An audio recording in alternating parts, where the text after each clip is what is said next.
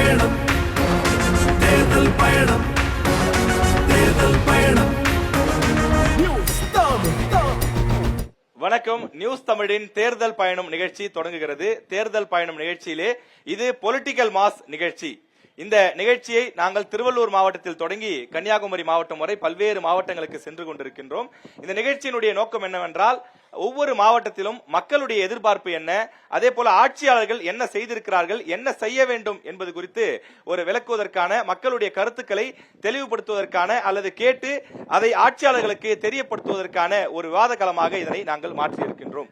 குறிப்பாக மேலை நாடுகள்ல மட்டும்தான் இந்த மாதிரியான ஒரு விவாத களத்தை நீங்க பார்க்க முடியும். அமெரிக்காவிலோ, பிரான்சிலோ, ஜெர்மனியிலோ, ஆஸ்திரேலியா போன்ற வளர்ந்த நாடுகளிலோ, வளரக்கூடிய நாடுகளிலோ அங்க போட்டியிடக்கூடிய அதிபர்கள் அல்லது பிரதமர்கள் இது போன்று சமமான ஒரு மேடையில நிற்க வைக்கப்பட்டு கடந்த ஆட்சி காலத்திலே செய்தது என்ன, இனி வரக்கூடிய ஆட்சி காலத்தில் நாங்கள் என்னெல்லாம் செய்ய திட்டமிட்டிருக்கிறோம் என்று இரண்டு கட்சிகளை சார்ந்த தலைவர்களும் அவர்கள் வாதாடுவார்கள்.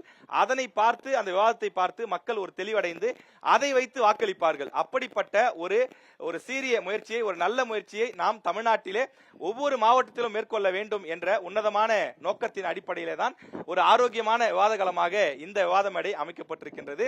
இந்த நிகழ்ச்சிக்கு வருகை தந்திருக்கக்கூடிய மூவருக்கும் என்னுடைய மனமார்ந்த நன்றியை தெரிவித்து இந்த நிகழ்ச்சிக்குள்ளே நாம் செல்லலாம். குறிப்பாக நியூஸ் தமிழுடைய தேர்தல் பயணத்திலே இந்த பொலிட்டிக்கல் மாஸ் நிகழ்ச்சியை பொறுத்தவரையில பல மாவட்டங்களில் நாம் நடத்தியிருக்கின்றோம். தொலைக்காட்சி வாயிலாக நீங்கள் பார்த்திருப்பீர்கள். அதுபோன்று நம்முடைய நாமக்கல் மாவட்டத்தையும் ஒரு சிறந்த மாவட்டமாக மாற்றுவதற்கு பல்வேறு கட்சிகளை சார்ந்த பிரதிநிதிகளும் போராடி கொண்டிருக்கிறார்கள். பல நல்ல திட்டங்களை கொண்டு வந்திருக்கிறார்கள். எனவே அதை பற்றியெல்லாம் விரிவாக மக்களிடம் விளக்குவதற்கான ஒரு வாய்ப்பாக இதனை எடுத்துக்கொள்ளும்படி அன்போடு கேட்டுக்கொள்கின்றோம். எனவே திமுக கூட்டணியிலிருந்தும் குறிப்பாக கொங்குநாடு மக்கள் தேசிய கட்சியின் சார்பில் அக்கட்சியினுடைய பொதுச் செயலாளர் ஈஸ்வரன் அவர்கள் வந்திருக்கின்றார். அவரை இந்த நிகழ்ச்சிக்கு வருக வருக என்று வரவேற்கின்றோம். அதே போல அதிமுகவின் சார்பில் முன்னாள் அமைச்சர் தங்கமணி அவர்கள் வந்திருக்கின்றார். அவரையும் இந்த நிகழ்ச்சிக்கு வருக வருக என்று வரவேற்கின்றோம். அதே போல நாம் தமிழர் கட்சியின் சார்பிலே குமாரபாளையம் தொகுதியினுடைய வேட்பாளராக அறிவிக்கப்பட்டிருக்கக்கூடிய அக்கா யுவராணி, அவரையும் அன்புடன் இந்த நிகழ்ச்சிக்கு வரவேற்கின்றோம். மூவரையும் வரவேற்று இந்த நிகழ்ச்சிக்குள் செல்லலாம். முதல் சுற்று தொடங்குகிறது சார். இப்ப முதல் சுற்று என்ன அப்படிங்கிறது ஏற்கனவே நம்ம டீம் உங்களுக்கு சொல்லியிருப்பாங்க. இப்ப இந்த முதல் சுற்று என்ன அப்படின்னா, இந்த நாமக்கல் மாவட்டம் இன்றைக்கு ஒரு தொழிலும் சரி, கல்வியிலும் சரி, ஒரு மிக சிறந்த வளர்ந்த மாவட்டமாக மாறி இருக்கின்றது.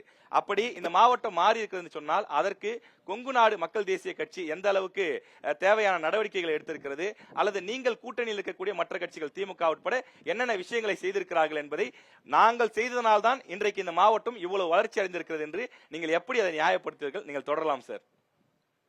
அனைவருக்கும் வணக்கம். சேலம் மாவட்டத்திலிருந்து நாமக்கல் மாவட்டம் பிரிக்கப்பட்டு பல ஆண்டுகள் ஆகி போனது. இருந்தாலும் கூட ஒரு 2 ஆண்டுகளுக்கு முன்பு வரை மத்திய கூட்டுறவு வங்கி நாமக்கல் மாவட்டத்திற்கு தனியாக இல்லாமல் இருந்தது. சேலம் மாவட்ட மத்திய கூட்டுறவு வங்கியிலிருந்து நாமக்கல் பிரித்தெடுக்கப்பட்டு நாமக்கல் மத்திய கூட்டுறவு வங்கி தனியாக ஆரம்பிக்கப்பட்டது.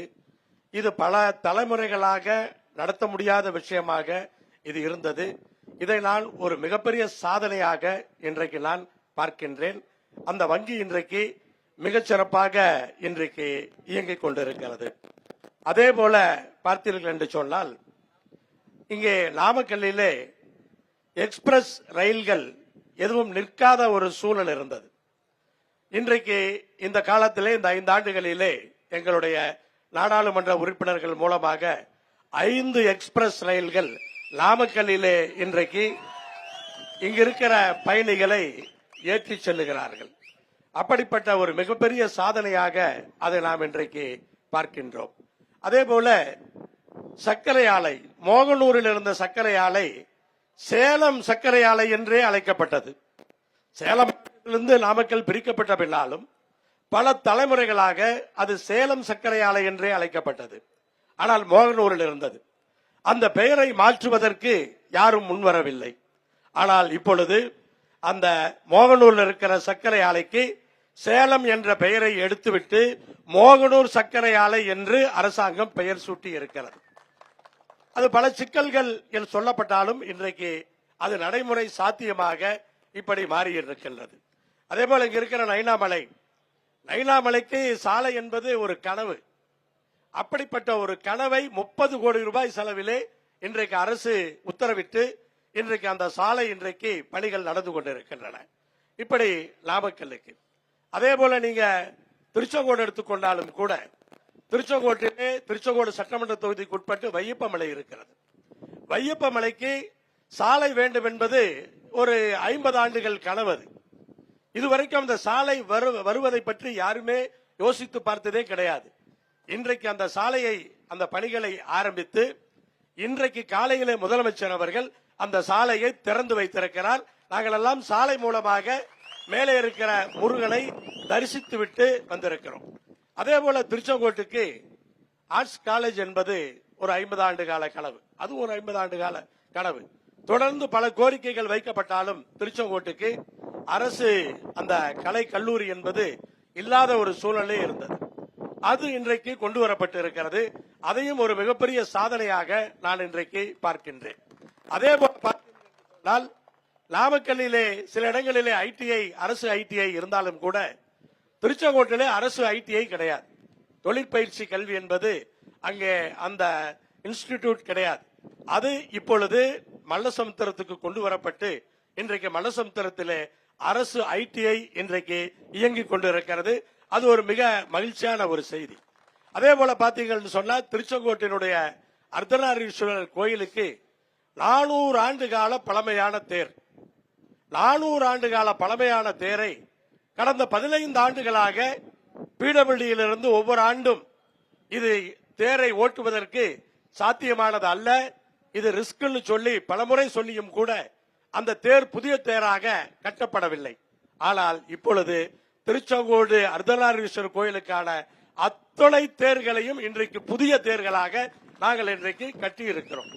அதே போல யாரும் எதிர்பாராத இந்த நேரத்திலே அங்கே திருச்செங்கோட்டிலே தேரோடும் வீதியிலே நீங்க அண்டர் கிரவுண்ட் கேபிள் தேரோடும் வீதியில 4 ரோடுலையும் மேல இருக்கிற அந்த மின்சார வயர்களை அண்டர் கிரவுண்ட்ல போட்டு புதைவட கம்பிகளாக மாற்றி இப்போது அந்த தேரை எல்லாம் பயமில்லாமல் இழுப்பதற்கு ஒரு வாய்ப்பாக இன்றைக்கு உருவாக்கி இதெல்லாம் இன்றைக்கு செய்திருக்கிற சாதனை. அதே போல பல ஆண்டுகளாக நாமக்கல்லிலும் தெப்பத்தேர் ஓடவில்லை, திருச்செங்கோட்டிலும் தெப்பத்தேர் ஓடவில்லை, பல ஆண்டுகளாக ஓடவில்லை.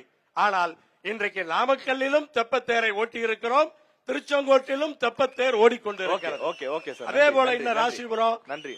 போதுமா? ஓகே சார், நன்றி. டைம் ஆயிடுச்சு சார். நன்றி சார். இப்ப ஈஸ்வரன் சார் வந்து இந்த நாமக்கல் மாவட்டத்திற்கு என்னென்ன விஷயங்கள்லாம் கொங்கு நாடு மக்கள் தேசிய கட்சியும் சரி அதே போல கூட்டணி கட்சியான திமுக ஆட்சியிலும் சரி என்னென்ன திட்டங்கள்லாம் கொண்டு வந்திருக்கோம் அப்படிங்கன்னு பெரிய பட்டியலிட்டாரு. இன்னும் போதுமான நேரம் கொடுக்க முடியல, அந்த அளவுக்கு பெரிய லிஸ்டே கையில வச்சிருக்காரு.